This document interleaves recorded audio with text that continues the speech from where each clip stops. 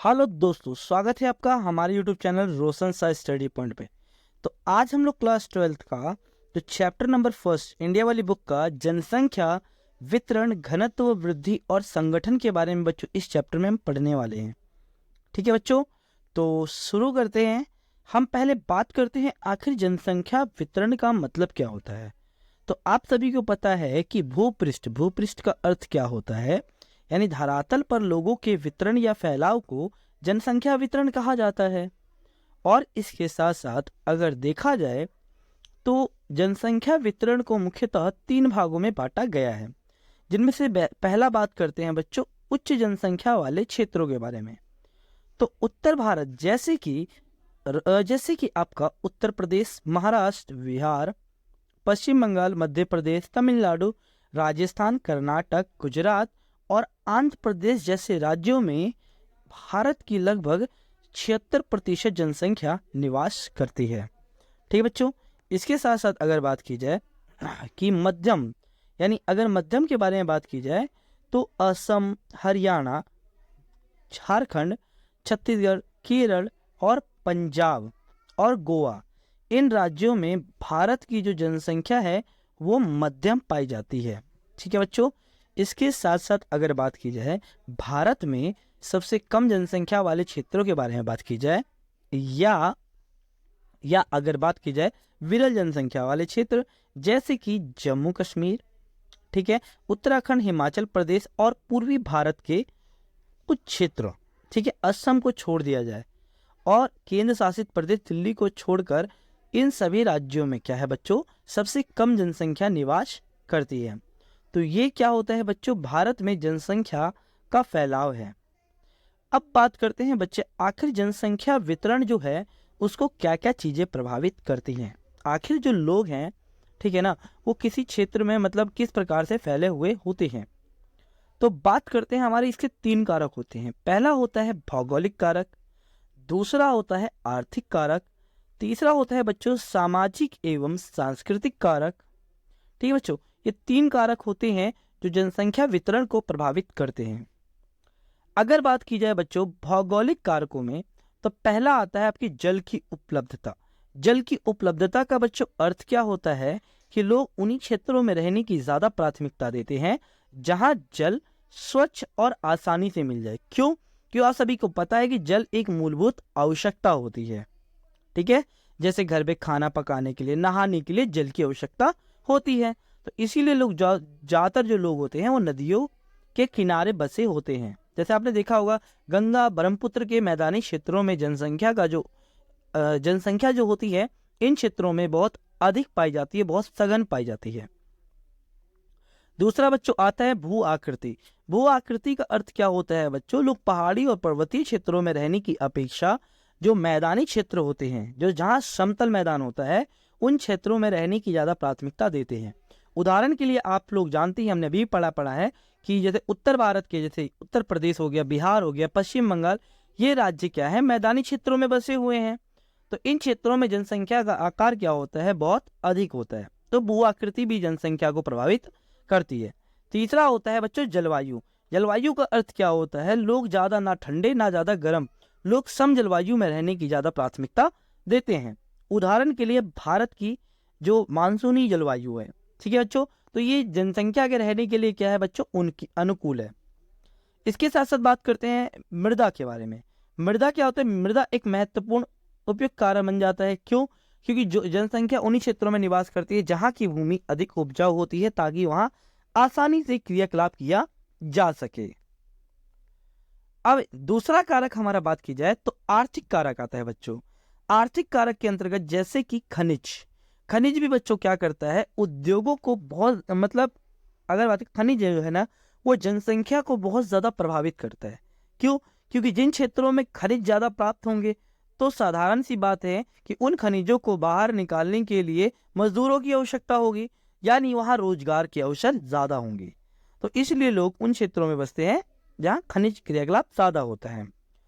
दूसरा आता है बच्चों नगरीकरण। नगरीकरण का अर्थ क्या होता है कि लोग उन्हीं क्षेत्रों में रहने की ज्यादा प्राथमिकता देते हैं जहां पहला क्या हो कि जीवन स्तर बेहतर हो, और रोजगार के उच्च अवसर हो। और ये दोनों ही चीजें हमें नगरीय क्षेत्रों में देखने के लिए मिलती हैं। और तीसरा होता है औद्योगिकरण, यानी जिन क्षेत्रों में औद्योगिक गतिविधियां ज्यादा होती हैं उन क्षेत्रों में मजदूरों की आवश्यकता भी ज्यादा होगी, तो इसी लोग इन क्षेत्रों में रहने की ज्यादा प्राथमिकता देते हैं और ये हमें आर्थिक कारक काफी प्रभावित करते हैं। नेक्स्ट बात करते हैं बच्चों जनसंख्या घनत्व के बारे में। पहला बात करते हैं जनसंख्या घनत्व का अर्थ क्या होता है। तो प्रति इकाई क्षेत्रफल पर निवास करने वाले लोगों की संख्या को हम जनसंख्या घनत्व कहते हैं। ठीक है, जैसे कि आप लोगों को पता है प्रति इकाई का मतलब क्या होता है, 1 किलोमीटर क्षेत्र में रहने वाले लोगों की कुल संख्या को। अगर बात की जाए 2011 की जनगणना के अनुसार भारत में जनसंख्या का जो घनत्व है बच्चों वो 382 व्यक्ति प्रति वर्ग किलोमीटर है। यानी भारत में क्या होता है, 1 किलोमीटर के क्षेत्र में 382 लोग रहते हैं। अब बात करते हैं भारत में जनसंख्या का घनत्व जो असमान है इनके बारे में बात करते हैं। तो देखो बच्चों, अगर बात की जाए अरुणाचल प्रदेश के बारे में, तो अरुणाचल प्रदेश में 1 किलोमीटर के क्षेत्र में कितने 17 व्यक्ति रहते हैं।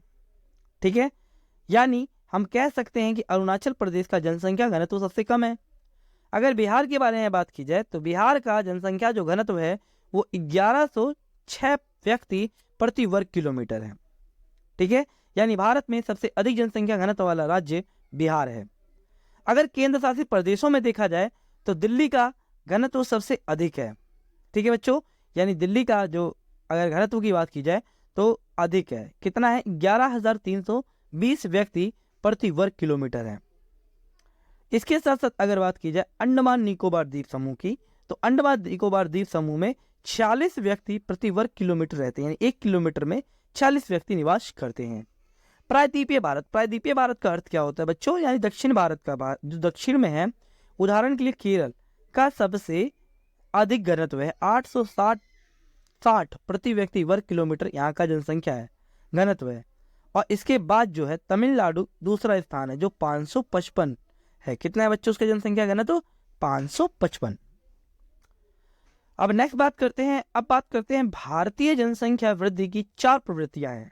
अब भारत में आपको पता जनसंख्या वृद्धि का मतलब क्या होता है बच्चों, कि 2 समय अंतरालों के मध्य जनसंख्या में होने वाले परिवर्तन को हम जनसंख्या वृद्धि कहते हैं। 2 समय कोई भी ले लो, अगर हम बात करें 2011 से लेकर 2021 तक, तो इसमें जनसंख्या बढ़ी भी होगी और घटी भी होगी, तो इसी को जनसंख्या वृद्धि कहते हैं। क्या कहते हैं बच्चों, जनसंख्या वृद्धि। इसकी मुख्यतः 4 अवस्थाएं हैं। पहली अवस्था की अगर बात की जाए तो पहली अवस्था 1901 से लेकर अगर बोली जाए 1921 तक की मानी जाती है। अब इसके अंतर्गत क्या हुआ था बच्चों, 1901 से 21 की अवधि को भारत की जनसंख्या वृद्धि की स्थिर अवस्था कही जाती है। स्थिर का मतलब क्या होता है, यानी जन्म दर और मृत्यु दर दोनों, उच्च जन्म दर भी था और मृत्यु दर भी उच्च था, क्योंकि इस अवधि में वृद्धि दर अत्यंत निम्न भी था।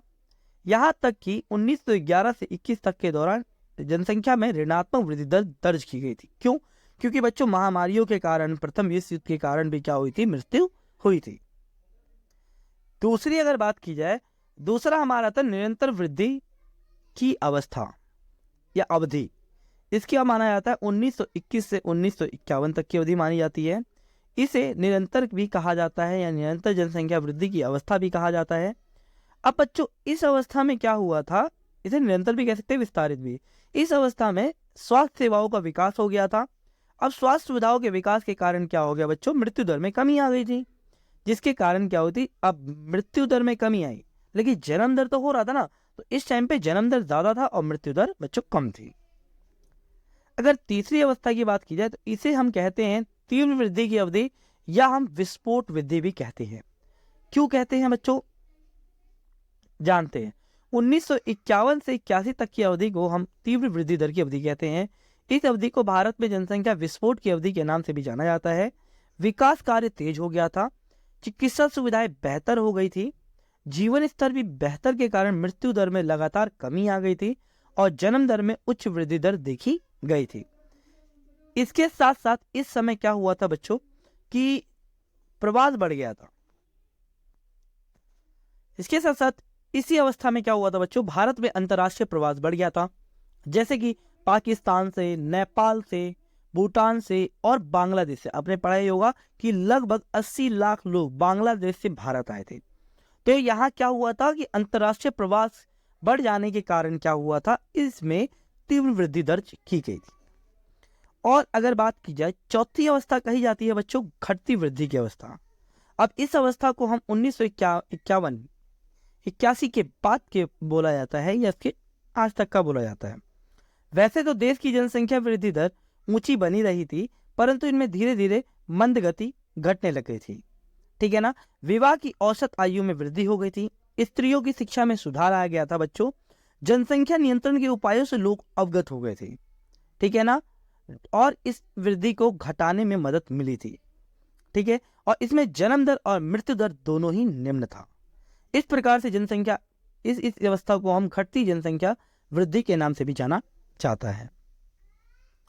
अब बात करते हैं भारत में भाषा परिवार।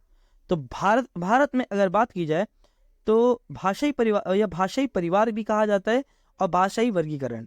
अगर बात की जाए भारत में बोली जाने वाली भाषाओं को मुख्य रूप से 4 परिवारों में बच्चों बांटा गया है। पहला आता है भारतीय यूरोपीय, या हम इसे कहते हैं आर्य भाषा भी बोली जाती है। दूसरी हमारी द्रविड़ भाषा बोली जाती है। तीसरी हमारी ऑस्ट्रिक भाषा बोली जाती है और चौथी चीनी तिब्बती बोली जाती है। चलिए देखते हैं इन सब के बारे में। पहला भाषा परिवार की विशेषताओं के बारे में बात की जाए तो पहला बात करते हैं भारतीय यूरोपीय या आर्य भाषा। अब यह भाषा लगभग कुल जनसंख्या लगभग 3/4 भाग बोलता है और इस परिवार की भाषाओं का संकेंद्रण उत्तरी भारत में है, यानी उत्तर भारत में इस प्रकार की भाषा ज्यादा बोली जाती है। इनमें हिंदी क्या हो जाती है बच्चों, प्रमुख भाषा हो जाती है। और भारत की कुल जनसंख्या के सबसे ज्यादा भाषा बोली जाने वाली भाषा कौन सी है बच्चों, आर्य भाषा है। दूसरी बात की जाए द्रविड़ भाषा परिवार। द्रविड़ भाषा परिवार का अगर बात की जाए तो कुल जनसंख्या का लगभग 5वां भाग क्या होता है बच्चों, आपका द्रविड़ भाषा बोलता है। इस परिवार की भाषाएं मुख्यतः प्रायद्वीपीय पठार और छोटा पठार के क्षेत्रों में बोली जाती है। ठीक है। इस परिवार में जैसे तेलुगु हो गई, तमिल हो गई, कन्नड़ हो गई, मलयालम हो गई। ठीक है। इस प्रकार की भाषा बोली जाती है। इस चित्र में, मानचित्र में भी आप देख सकते हो। ठीक है। तो ये है हमारे भारत में भाषा परिवार।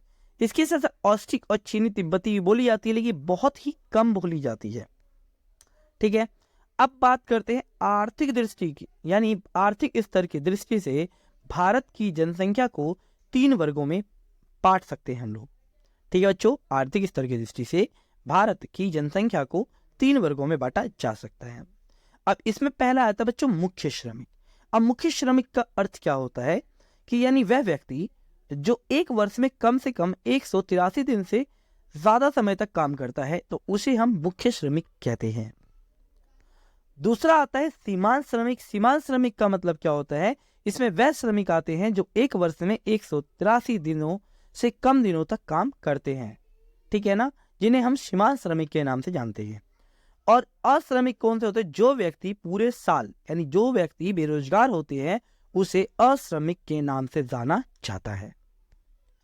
नेक्स्ट बच्चे बात करते हैं हम लोग राष्ट्रीय युवा नीति। तो भारत सरकार द्वारा राष्ट्रीय युवा नीति 2003 में अपनाई गई थी। अब बात करते हैं राष्ट्रीय युवा नीति के उद्देश्यों की। तो पहला उद्देश्य क्या है बच्चों, युवा और किशोरों की बहुमुखी विकास पर बल देना था राष्ट्रीय युवा नीति का। और उनके जो गुण हैं, जो भी स्किल्स हैं, उनको बेहतर करके उनका उचित मार्गदर्शन करना था, ताकि देश का रचनात्मक विकास किया जा सके और उनका योगदान लिया जा सके। इसके साथ साथ राष्ट्रीय युवा नीति का एक अन्य उद्देश्य यह था कि उनमें देश व्यक्ति का एक जुनून पैदा करना और उत्तरदायी नागरिकता के गुणों को बढ़ाना था। ये 3 उद्देश्य थे राष्ट्रीय युवा नीति के। अब बात करते हैं बच्चों आर्थिक गतिविधियों में स्त्रियों की कम प्रतिभागिता के कारण क्या है, यानी आर्थिक स्तर की गतिविधियों में स्त्रियां कम प्रतिभागी क्यों हैं। तो आप सभी को पता है, पहला है हमारा संयुक्त परिवार, यानी बड़े परिवार के होने के नाते क्या होता है, महिलाएं क्या होती है, केवल घरेलू कार्यों तक ही सीमित रह जाती हैं। ठीक है ना। इसके साथ साथ निम्न सामाजिक एवं शैक्षिक स्तर, यानी महिलाओं की शिक्षा पर जोर नहीं दिया जाता, साक्षरता दर की उनमें कमी होती है। इसके साथ साथ तीसरा है बारंबार शिशु जन्म, यानी बार बार बच्चों के जन्म देने के कारण महिलाएं क्या होती हैं, आर्थिक गतिविधियों में भाग नहीं ले पाती हैं और रोजगार के महिलाओं के लिए सीमित अवसर है। ठीक है बच्चों, तो ये सभी कारण है जिसके कारण महिलाओं की प्रतिभागिता आर्थिक क्रियाकलापों में बहुत कम है। अब बात करते हैं समाज के समक्ष किशोरों की प्रमुख चुनौतियां, यानी समाज में किशोरों के समक्ष कौन कौन सी चुनौतियां हैं। तो बच्चों पहला होता है निरक्षरता। निरक्षरता का अर्थ क्या होता है कि अधिकतर इस किशोर वर्ग जो क्या होता है, ज्यादातर स्त्रियां, ठीक है, अनपढ़ रह जाती हैं, पढ़ी नहीं लिख पाती, जिसके कारण वे अपने परिवार के विकास में पूरी तरीके से योगदान नहीं कर पाती हैं। एक अन्य कारण है औषधि दुरुपयोग। अधिकतर किशोर जो होते हैं, यानी अधिकतर जो युवा हैं, वो शिक्षा पूरी किए बगैर क्या होते हैं, विद्यालय छोड़ देते हैं और औषधि या मद्यपान के कारण रास्ता भटक जाते हैं। ऐसे लोग क्या होते हैं, समाज के लिए अभिशाप बन जाते हैं और सामाजिक परिवेश को क्या करते हैं, पूरी तरीके से बिगाड़ देते हैं। ठीक है ना, क्योंकि ये नशीले दवाओं के सेवन में ये लोग लग जाते हैं, इन सभी के कारण। नेक्स्ट है विवाह की निम्न आयु। विवाह की निम्न आयु का अर्थ क्या है बच्चों? विवाह की निम्न आयु उच्च मातृ मृत्यु दर के कारण बनती है, यानी बहुत सारी महिलाओं का या जो लड़कियों का विवाह कम आयु में कर दिया जाता है, जिसके चल के क्या होता है कि बहुत सारी महिलाओं की मृत्यु हो जाती है, ठीक है, और लिंगानुपात को प्रभावित करती है। नेक्स्ट आता है समुचित मार्गदर्शन का अभाव, यानी किशोरों को समुचित मार्गदर्शन देने के लिए किसी ठोस कदम नहीं उठाया गया है, जिस कारण वे मार्ग भटक जाते हैं और अलग अलग क्रियाकलापों में लग जाते हैं जो उन्हें काम नहीं करना चाहिए, ऐसे कार्यों में वो लग जाते हैं। एक अन्य कारण में आता है बच्चों HIV एड्स। किशोरी माताओं में उच्च मातृ मृत्यु दर का कारण है, यानी HIV एड्स आपको पता है एक संक्रामक रोग होता है, ठीक है, जिसकी उत्थान साउथ अफ्रीका से हुई थी।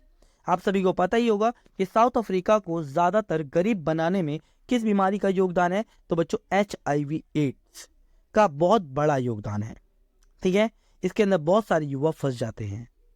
तो ये था बच्चों पूरे चैप्टर। अगर वीडियो अच्छी लगी हो तो वीडियो को लाइक शेयर सब्सक्राइब जरूर करें। धन्यवाद।